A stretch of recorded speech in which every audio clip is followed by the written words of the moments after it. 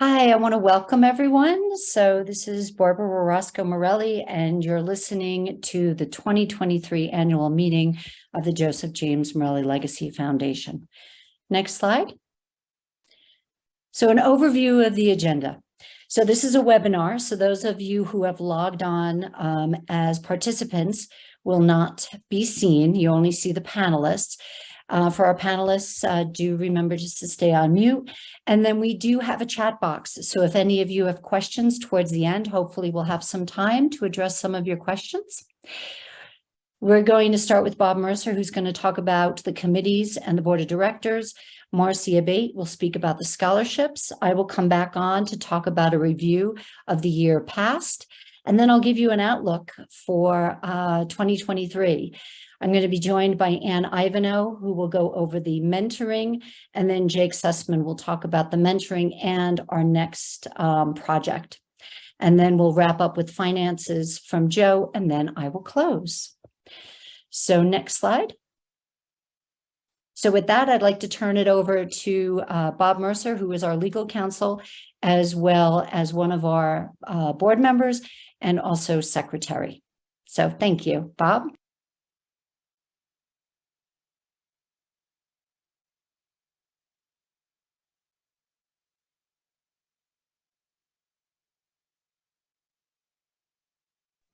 Bob, I think you're still on mute.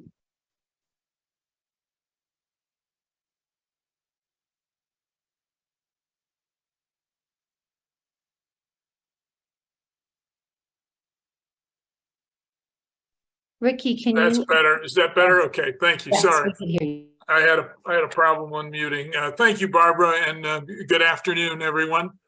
This is the business part of our annual meeting. The Morelli Foundation started as part of the Park City Community Foundation several years ago. In 2018, we outgrew the Park City Community Foundation and created an independent 501c3 public foundation. We held our first annual meeting in 2019. This is our fifth. We view this as very much like a shareholders meeting, only we call it a stakeholders meeting. We have a very strong commitment to best practices in governance on our board. As a public foundation, we take very seriously our responsibilities in administering the funds which you all have so generously donated to us. There's a tremendous amount of information on our website, and I would commend you to read our policies and all of our governance principles on the website. The first order of business tonight is to elect our board of directors. We have staggered terms for directors so that they're not all coming up for re-election at the same time. We are very pleased tonight to welcome a new member of our board of directors, Julia Morelli. Julia is the daughter of Joe and Barbara, and was Joseph's sister. She has been a member of our scholarship review committee since its very beginning. She's a graduate of Park City High School and the University of Southern California, where she earned a degree in biomedical engineering. She now works as a consultant with PricewaterhouseCoopers in San Francisco, specializing in the healthcare industry. We are extremely excited to have Julia on the board. We believe that she brings a very unique perspective to the foundation, not only having witnessed Joseph's struggles with dyslexia, but also majoring in STEM and the focus that she now has on her career as a healthcare consultant. So we are electing her to a 3-year term. The directors being elected to a 2-year term are Eveline Babbage, Ann Ivanhoe, and myself. Next, please. Next slide. We also are pleased to elect our officers. As you can see, we have a strong slate of officers. And again, we have a new officer this year. We're very pleased to welcome Ann Ivanhoe, who has been a board member for several years, and elect her as a vice president.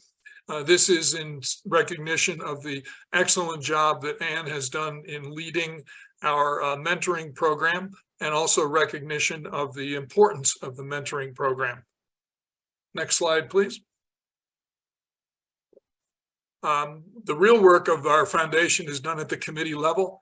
We have a finance committee which focuses on how we invest our funds before they're spent.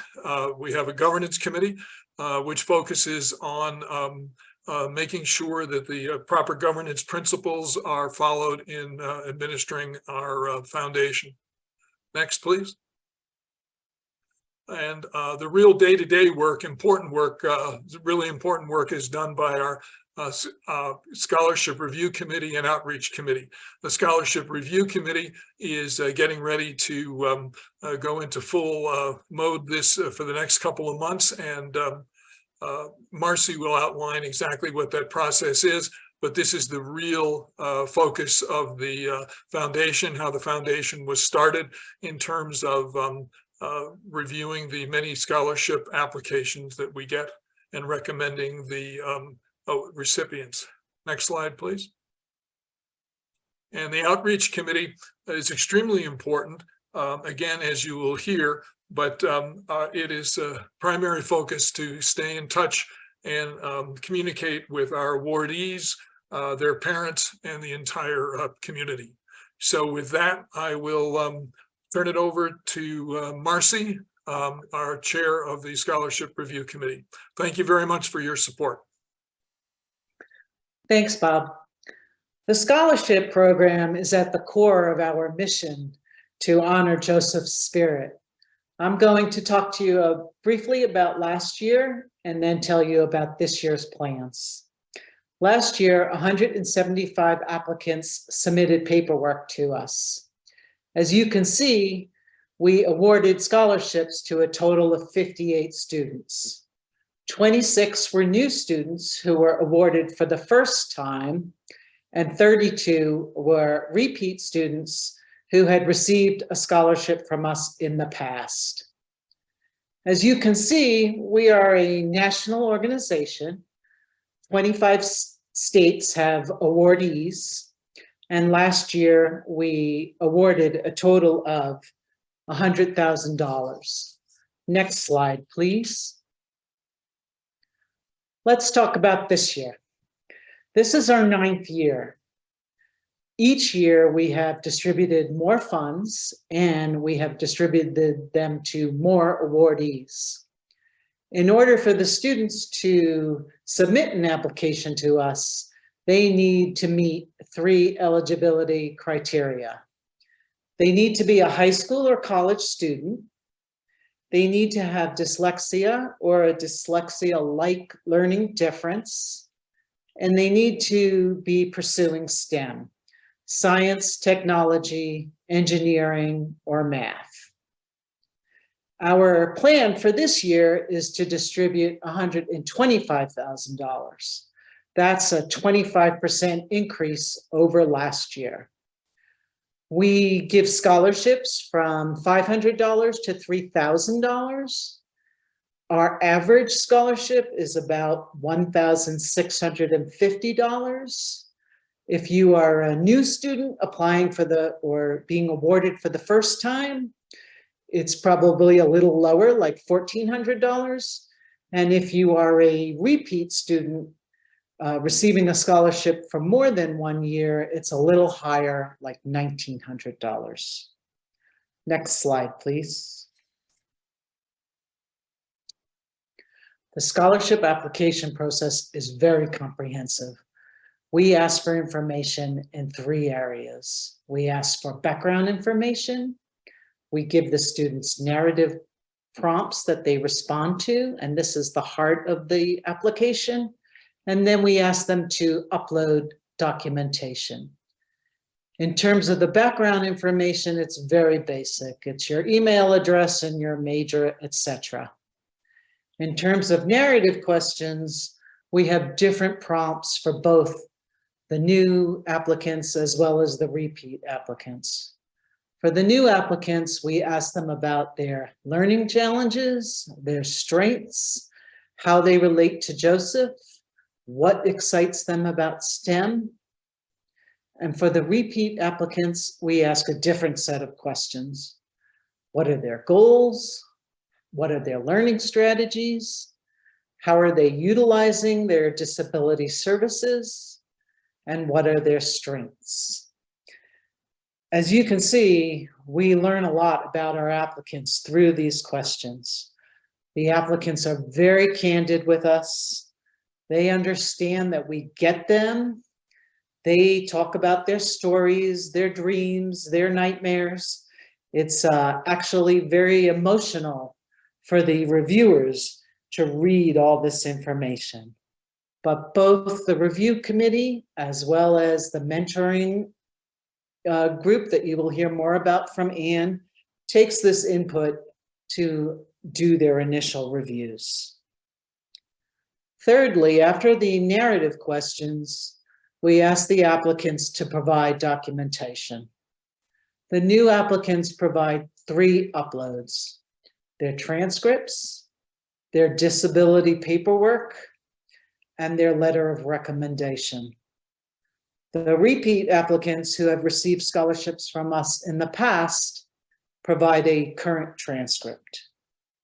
We receive a lot of information and we spend a lot of time digesting this information, and for the reviewers, it's actually very emotional. Next slide, please. So where do we stand today? Our applications opened at the beginning of this year, and they will close in a couple of weeks. Then we commence a very robust review period for 3 months.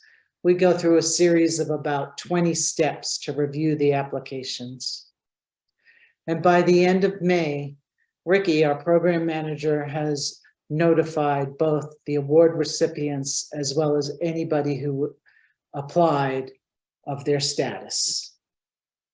As of yesterday, we had a total of 285 applications in progress. 71 were complete, and the remainder were in progress. This included 29 who were repeats from previous years. Last year, Ricky, again, created something that's turning out to be very, very popular. She created YouTube videos to talk the applicants through the application process. As you can imagine, 20-somethings prefer to watch and listen, especially if they're dyslexic, over reading application instructions. We have had over 1,000 views of the YouTube videos. In summary, I think our 9th season is very solid, and stay tuned for the springtime when we have our new 2023 slate of awardees. I would like to reintroduce Barbara. Thank you. Thank you, Marcy. So why do we do what we do? Why do we have so many people that are willing to help us on the board, on the committees, volunteering? And I want to read to you some of the things that I hear, that we all hear, and we so appreciate hearing from our students. So this is from Liam Wallace, a 2-year awardee. He's currently at the University of Utah, and he's looking to do pre-med. He says, the Morelli Foundation is a great scholarship. They've offered me not only financial support, but also served as a mentorship committee and a family. The committee has reached out to me many times during my college career to check in and offer advice. I participated in the membership program with Jeff Black when I was a first-year student, and he helped me navigate through classes, get accommodations, and use them. He helped me through some social situations and was a good friend. The Morelli Foundation wants me to succeed, and I'm forever thankful for that. Thank you so much for a great opportunity. So what does Jeff Black say? Well, Jeff Black, who's a 3-year awardee at Baylor, says the Legacy Foundation has provided me with so much support throughout my time in college. When I applied, I thought all I would receive in return was financial support, but I came to find out that the Morelli Foundation had so much more to offer. Everyone at the Morelli Foundation has worked for and supported my success. Barbara Orozco has provided much support and advice to me during my medical school applications and about medicine and life in general. I do not know how I would have gotten through this process without her. I am so appreciative of the support of others in the foundation, such as Ann Ivanhoe and Jake Sussman, who continue to support me in ensuring that I receive adequate accommodations. The Morelli Foundation has also provided me with an opportunity to mentor others with learning differences, just like myself. I have built lasting relationships through this mentoring program with multiple mentees. I find so much joy in being able to work with my mentees as a team towards their success in the classroom and in life. In the end, the Morelli Foundation has provided me with a community of other individuals with learning differences who are pursuing careers in STEM. This is a community that is unique and that I've not been able to find elsewhere. Kristen. So Kristen says she's a first-year awardee. You're going to hear a little bit more about her. She's in West Virginia University, which actually does a really good job with supporting their students. She says the Joseph James Morelli Legacy Foundation Scholarship means so many things to me. First, receiving the scholarship meant a huge boost in my confidence, and it was an honor to be selected. The similarities I see in myself and Joseph are astonishing. When my mother started fighting our county to get me help, dyslexia was not even recognized as a disability. And mind you, this is not many years ago. My mom worked with an elective representative, and dyslexia was finally added as a disability. However, the school still did not want to provide me accommodations or an IEP. My mom had to sue the county, and the day before we were supposed to go to court, the county settled and agreed to provide me an IEP and accommodations. My mom never backed down and always fought for all my needs. By watching my mom over the years, I learned the importance of advocating for myself, and my confidence increased. Receiving the scholarship boosts my confidence in my ability to self-advocate for the accommodations and needs as I enter college. The Joseph James Morelli Legacy Foundation gives me confidence in my ability to reach for and grab the highest star. Next slide. So again, why do we do? What does it matter? It matters to these kids. This is one of our upcoming graduates. So Emma House has been a 4-year awardee, and she says, I cannot thank you and everyone from the Morelli Foundation enough for believing in me and helping me to finance my undergraduate degree. Experiencing college during a worldwide pandemic was quite the learning experience on so many levels. Despite the challenges of the pandemic, these 4 years have been the best of my life, and I sincerely thank you for helping me make my dreams come true. The support I have received from the Morelli Foundation has been a huge boost to my confidence and self-esteem. So again, there's these common themes. Knowing that you believed in my talents has helped to keep me motivated through tough courses. I have truly appreciated the special touches that you have sent my way, especially the kind notes, emails, and the cool tie-dye t-shirts. And thank you, Stuart Cohen and Joe Blow, for those. I would love to stay in touch and be a resource for other students with dyslexia, and I would be happy to share my experiences in overcoming my learning differences during my college years at the University of Cincinnati. And again, thank you, Morelli Foundation, for supporting me and many other different thinkers as we grow into being difference makers. And Emma will be graduating from the University of Cincinnati. She hopes to go on to graduate school, and she will have a degree in architecture. And we hope to put her link on our website. She's got some beautiful, beautiful schematics, and is really quite prolific and impressive. Next slide. So a review of 2022. What did we do last year? We've accomplished a lot. And when I looked back, it really is overwhelming. And again, it's because of all the volunteers and all the help and all the donors. We had a new website. We have new colors. We have a new logo. It's bright and refreshing. And we wanted to carry in the outdoors into our color schemes. We could never do the newsletter and gratitude report without Evelyn Babbage. Thank you so much. She's one of our board members. We had an amazing fundraising event in July, thanks to the Bavaro family. We had a celebration event in August, and we were able to have Jonathan Mooney, who is the author of Normal Sucks, come and speak. That was a fun event, and we had music and celebration as always.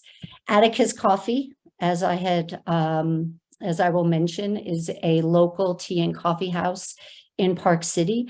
And in November, we were the recognized local nonprofit, and a small amount of proceeds amounting to $1,500 came to us through Atticus. So thank you, anybody who shopped at Atticus.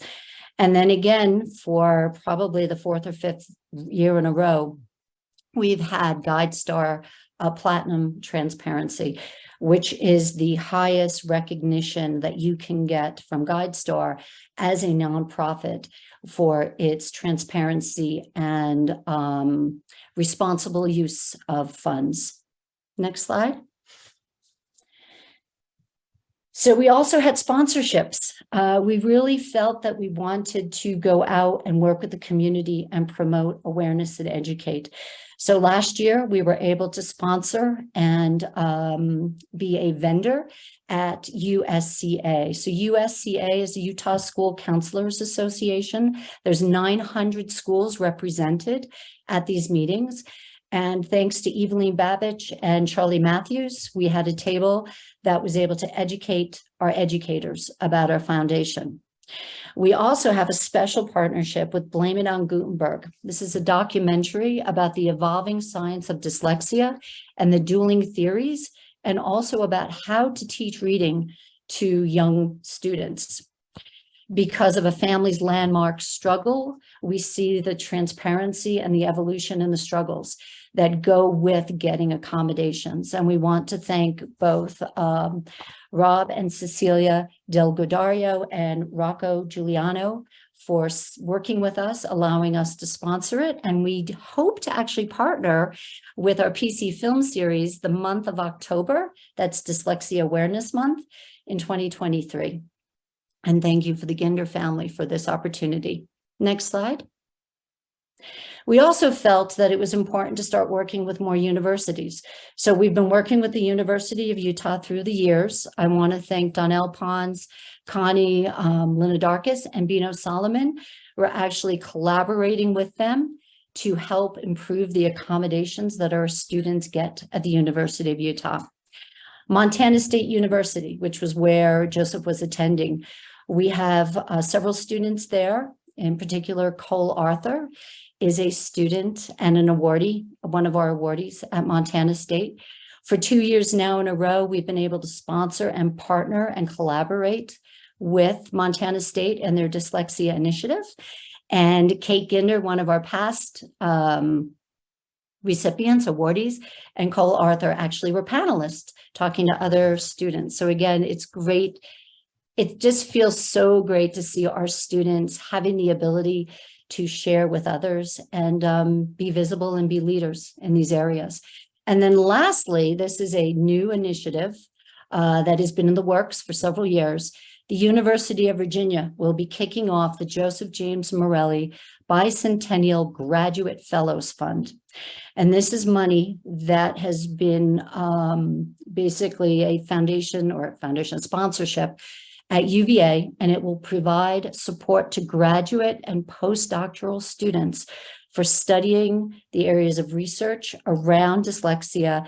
This will be housed in the UVA School of Education and Human Development.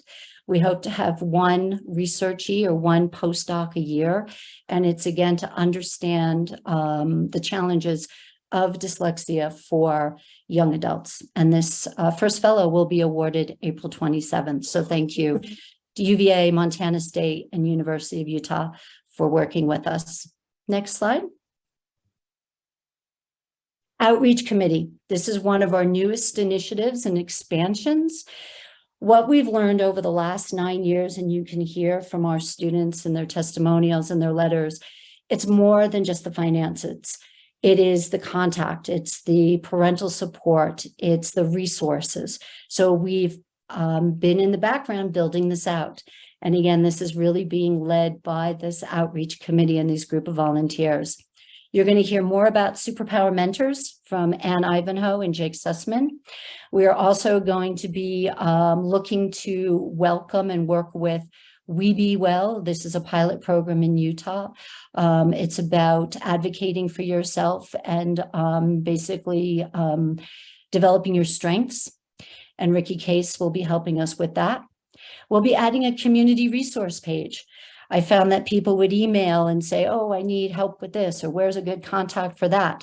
So thank you, Carol Loomis and Donnell Pons, for actually making this a document and a resource. It'll be on our webpage. And then we also are going to formalize our reach out or our outreach to students. We hope to do occasional check-ins, see how they're doing, see where they're at. Are they continuing in their studies? If they are not reapplying for the scholarship, have they changed majors? What jobs have they landed? And this is being led by Lauren Vituli, Carol Loomis, Claire Ginder, and Marie Venezia. So again, thank you. And then lastly, we always do our annual welcome meeting in June. Everybody puts on their t-shirts, and we have Donnell Pons and Nicole Blumen speaking about accommodations and getting those accommodations prior to starting school. Charlie Matthews helps talk about STEM careers, and also getting support while you're in school with tutoring. And Ivanhoe will talk about mentoring, and then Ricky Case as well, managing everything from the back end with our slides and Zoom meetings. Next slide. So with that, we have a lot going on. We have, some expansions, but really we're true to our focus, which is supporting our students. We want them to be successful. And I can't reiterate that we have learned over the 9 years that the finances is important, but it's a very small piece of what we do in determining what success looks like and helping our students get that. So with that, I will turn it over to Anne, who is our Director for Student Mentoring. Thanks, Anne. Thanks, Barb. I'd like to open with an excerpt from an email from one of our students, because I think their words are always the most insightful and powerful.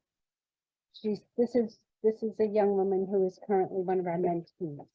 So she's a freshman in college. When I first found the Joseph James Morelli Legacy Foundation online, I was amazed by the mentoring program. It was the extra mile that this foundation goes that truly amazes me. Thank you all again for seeing the potential in me. This is a theme we hear over and over and over again, the importance of the fact that we believe in them and show them that we believe in them. Okay. I think that I probably have the best job because I oversee a program that actively helps our scholarship students to realize their potential. The mentoring program is for incoming freshmen, and we're helping them at a time that's arguably the greatest transition they're going to have to, that they will have gone through or be going through in their lives up until that point. It's a huge transition for kids, whether they have a learning difference or not. The program is a peer-to-peer program. So our upperclassmen who are scholarship awardees are teaching the incoming freshmen how to do the best they possibly can in college. And it means a lot to the freshmen that it's coming from upperclassmen who also have dyslexia, because they get it in a way that other people can't. What the program does, and it's overseen with us by Superpower Consulting, Superpower Mentors, I'm sorry, headed by Jake Sussman, who you'll meet in a few minutes. But they learn things like how to get accommodations, which isn't always so easy.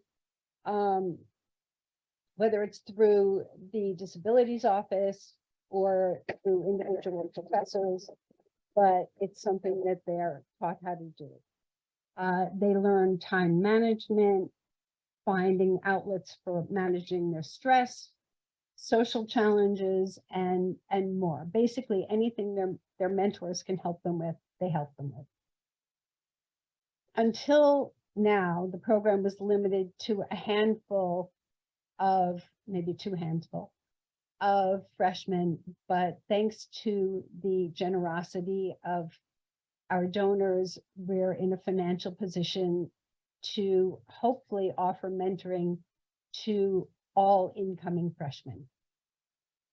And which is really, really important, because statistically, the period between freshman and sophomore years is when there's very high dropout rate. And for the kids who have gone through our mentorship program, our dropout rate is still 0. And we hope to keep it that way. We are now in the process of developing Zoom webinars so that we can share the mentoring concepts, which are really very valuable, not only in their academic life, but in life overall, to our scholarship awardees. And in that program, we will bring in inspirational speakers that will hopefully help them navigate the road to careers. And we're also building a specific program for seniors to help them during their next big transition, which is into careers. Next slide, please. I'd like to just talk about a few of our mentees and their successes. Barb talked a little bit about Kirsten. I want to share with you part of an email we had received from Kirsten's mom early in the semester. And Kirsten has only gotten better since then. And as you'll see, she was pretty great. Her mom says, she's spoken with the mentor provided by the foundation, who's really helped her adjust and overcome some challenges in chemistry. She was elected to represent her first year experience class to the Student Senate and many other college opportunities she would not have time to do or experience if the accommodations and dyslexia help were not provided. I'm so grateful for the assistance this scholarship is able to offer Kirsten. While she still has her struggles, I know she's finding the confidence within herself to believe she can overcome every single one of them.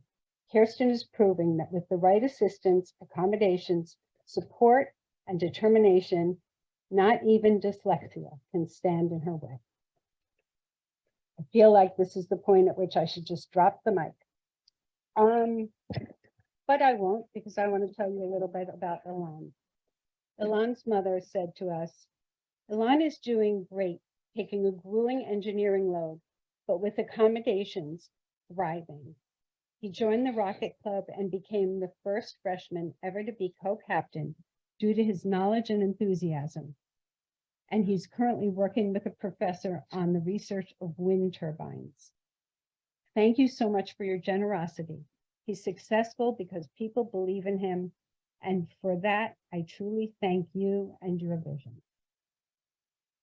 This is why I say I have the best job. And last but not least, you heard about Liam before. Liam just makes us so proud. He has just overcome anything that's been thrown in his path, and I have every confidence that Liam will be a phenomenal doctor one day. You heard a little bit about Jeff Black. I'm probably Jeff Black's #1 fan. He's an extraordinary young man who is a 3-year scholarship recipient and has proven to be an outstanding mentor. And because of his great skills and his performance for us, he's actually now the program coordinator with Superpower Mentors for our program. So we're really, really proud of Jeff and extremely grateful to everything he's doing for us. And with that, I'd like to introduce you to Jake Sussman, who is really the driving force behind all of this. Jake? Thank you, Anne. And Anne, I have to say, you have some competition with Jeff because he's also my favorite person too. And also thank you, Ann, for just being a great friend and mentor to me, as well as for everyone here in the Morelli Foundation. So hello, everybody. My name is Jake Sussman. I'm the founder and CEO at Superpower Mentors. We are a mentorship firm that focuses on empowering a generation of teens and young adults with dyslexia and ADHD to find their voice, their confidence, and navigate traditional environments through the power of peer-to-peer relationships. Now, when you think of a scholarship foundation, we typically think of an organization that gives scholarships to students to go to college. And that's about it. But the Morelli Foundation is more than just that. Imagine a foundation that believes in its students so much that they are willing to invest in its students transitioning into college, in college, and soon as they graduate college. That is the Morelli Foundation. Recognizing that students with dyslexia and other learning attention challenges struggle severely during times of transition, and also recognizing that those with dyslexia hold the key to solve today's greatest challenges, the Morelli Foundation has a plan. And I must want to say too, that I feel deeply connected to Joseph's mission, as he has inspired me to continue to reach as many people as possible, helping them find their voice as they navigate new environments. This is what it's all about. This is Joseph's legacy. Next slide, please. Now, I would like to bring your attention to the bottom right of the screen. According to the National Center for Learning Disabilities, they provided 6 key barriers for those with learning disabilities. And I want to bring your attention to 2 of them. Number 1 is not finishing college. Young adults with learning disabilities enroll in 4-year colleges at half the rate of the general population. Their completion rate for any type of college is 41% compared to 52% of all young adults. Now, we are solving this with the overwhelming success of our mentorship program. But we know that there is still one big transition.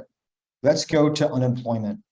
Only 46% of working age adults with learning disabilities are employed. Compared with adults who do not have learning disabilities, adults with issues are twice as likely to be jobless. Now, when I read that for the first time, I was like, oh my gosh, that is really, really bad. And to have a foundation that invests in its students, we have to have a solution to career readiness. So in partnership with our outreach committee member and friend to the foundation and mentor to me as well, Stuart Cohen, and I have a solution. Next slide, please. Here we would like to introduce you to the JJMLF expert circles, where our goal is to have 100% of awardees graduate with a career job and to adequately prepare each awardee for a successful transition into the next phase. So what is an expert circle? It's a monthly small group of aspiring JJMLF awardees led by industry experts. Each meeting will have a specific theme geared toward career readiness.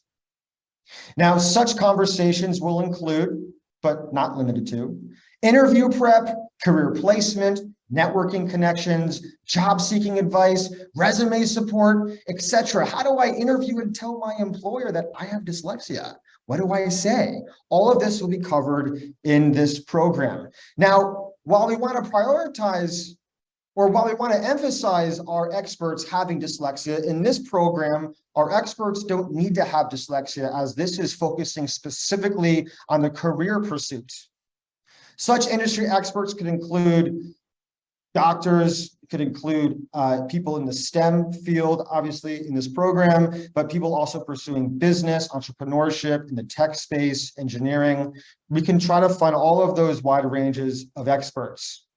Our program here is expected to launch in the fall of 2023. Stuart and I are hard at work. We're very excited to launch this out.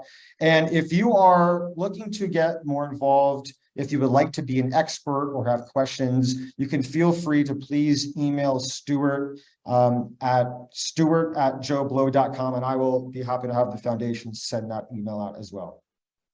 Thank you. Thank you, Jake. Next slide. So yes, we're really excited about this. And I do know that so many of our donors and volunteers have asked about getting more involved, and this is the perfect opportunity. So with this, I'm going to turn it over to Joe to do the finances. Hello, everyone. I just wanted to state that our financial statements are prepared under GAAP accounting principles and are audited by the CPA firm of Cooper Savas. This slide of statement of financial position shows our position from 2022 and 2021. We had over $455,000 in net assets at the end of 2022, a significant increase from 2021. Our cash and cash equivalents include both cash and money market funds. Our investments are in U.S. Treasury notes and high-quality bond funds with short-term bond maturities of 1 to 3 years. The growth in net assets is important because the foundation not only provides scholarships to new students each year, but also awards scholarships to prior scholarship recipients with the goal to support them through to their graduation, like Jake was just addressing. In addition, we have 3 programs: scholarships for both new and repeat students, mentoring, which Ann addressed, and educational outreach now. As our student community continues to grow, we are expanding all of these programs. Marcy, Ann, and Barb will share with you the success we've had with these programs and how they support our students. Next slide. This statement of activity presents our revenue and expenses for 2022 and 21. We had a very successful fundraising year last year that I'll highlight on the next slide. Now, nonprofits have special reporting requirements under GAAP accounting principles. We show those donations both with and without donor restrictions. The donations with restrictions are from the Sorensen Legacy Foundation and the George and Dolores Eccles Foundation. These funds are designated and restricted for scholarships and mentoring for our Utah students alone. We are also required to allocate expenses to 3 categories on both our financials and Form 990, the first one being program services, the second being fundraising expenses, and the third being the management and general admin expenses. In 2022, 83% of our total expenses were attributable to program services alone. Of significance, our management and general admin expenses were at 2.6%, a very significant number. We are committed to transparency. Our governing documents, our audited financials, and Form 990s are included on our website. We continue to hold the Platinum Seal of Approval from GuideStar, which Barb addressed before, a large database of nonprofits recognized by the IRS. Next slide. Total contributions and grants this year were over $355,000. This slide represents some of our significant grants and the amounts raised at 3 fundraising events this past year. The Sorensen Foundation has been a significant contributor and has donated $135,000 over the last 5 years to be used for our Utah students. Bino Solomon, a local philanthropist, has donated $95,000 over the last 4 years. The Promontory Foundation also has granted $26,500 over the last 5 years. In 2022, we had over 495 separate donations ranging from $10 to as much as $53,000. The Bavaro family, a recently transplanted family from Vermont and New York, made a significant contribution to the foundation, donating $20,000 in cash in 2021 and providing support and assistance at our major fundraiser in July this past year, which raised over $120,000. Once again, we had a tremendous volunteer effort for Live PC, Give PC, led by both Eveline and Ricky. The support we have received from our donors and volunteers over the years have allowed us to expand our programs and empower more students to succeed. We want to thank you for your support because our student community continues to grow. Thank you. Next slide. So again, thank you to the donors, and it really is impressive. With this amount of funds, we can do what we want to do. As you heard from Jake, you heard from Ann, if Marcy, expand, but not expand in the way we can expand to support the students we have. So the kids that are awarded scholarships, we can provide more money and more support, and we can bookend those 2 periods of transition. So again, thank you for making that possible. And again, you can hear these stories about our kids. You can see them on our website. We also want to thank the donors, and we're going to be making this visible on our website starting in 2023, because this is important. Next slide. We also want to thank the organizations that give back to the community. As I mentioned, Atticus, a great local tea and coffee shop. Thank you for anyone who shopped there in November, because a small percentage of the proceeds came back to us. DAS Optics is a local dad and son company that started in Idaho making sunglasses. If you buy a pair of sunglasses from them and give them our name, our foundation, they then give a small percentage back to us. So we're looking to partner with them. And then Amazon Smile, which has been great and unfortunately is doing away with this program. But up to now, thank you everyone who has shopped on Amazon Smile. Next slide. And then finally, we cannot do this without everyone's support, the support of the board, who gives so much of their time in a volunteer capacity to make such a difference in these lives. We want to welcome Julia Morelli to the board. Excited to have you, and having a young person on the board. And then again, thank you to everybody on this call and everybody who believes in us and believes in this mission. So with that, I'd like to see if there's any chat, if there's any questions from anyone.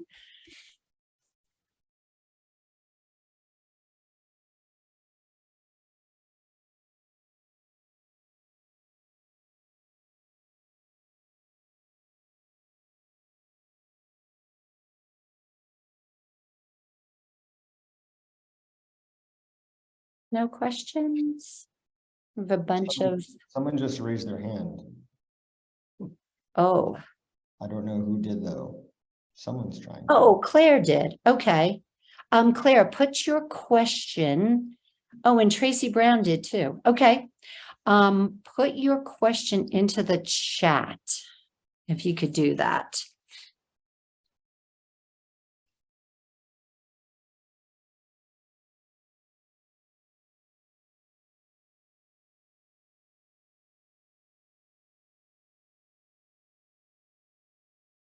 Oh, chat is disabled, Katie just said.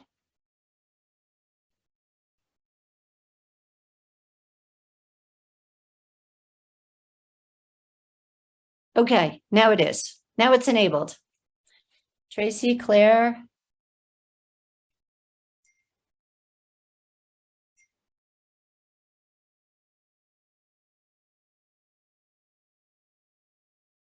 We're having technical difficulties. Oh, there's Tracy. Okay. Okay, I just made it so that Tracy can talk. Tracy, can you ask your question? Hello, thank you. Yes, and it is still disabled on our end, so we can't chat. And I do not have a question. I just wanted to say nothing but gratitude. So thank you. And thank you for all the explanations. It's very, very helpful and amazing what you guys are doing. Thank you. Thanks, Tracy. Katie. Queenie, there's Katie. Hello, can you hear me? Yep. Okay, I just wanted to say it's really cool to see how far this program has come over the last 9 years. And it's wonderful to see how far it's going across the United States and all the different people it's bringing together. It's been amazing to meet everybody along the way, especially Mr. Jake over there. You have just been an absolute blast to meet and celebrate this really awesome accomplishment with. So just want to say thank you to everybody who is putting in their part. So Katie, why don't you tell everybody who you are? I met Joe freshman year of college at Montana State University, and he and I became absolute best friends right off the bat, and stayed super close. And even after he passed, I've been right there with his family all along the way, and it's just a beautiful thing to be a part of such a wonderful way to remember somebody who is so incredible. Thanks, Katie.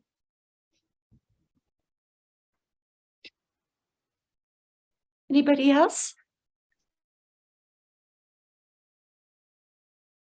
Oh, Claire just said, she just wants to say thank you. So thank you, Claire. So Claire's on our outreach committee. She's joining us to help us with that. And Tracy, we've supported, your child's been with us now for 2 years, I think 3 years. Anybody else? So, well, thank you. Thank you for everybody who logged in and listened. We did record this, so we are going to put it up on the website. And obviously, thank you for my panelists and board, and for Jake for being available. And yes, and Tracy, thank you for saying thank you, and Claire and Katie, thanks for speaking. So with that, I will give you back some time on a Monday afternoon. And again, thanks for making this possible. Have a good evening.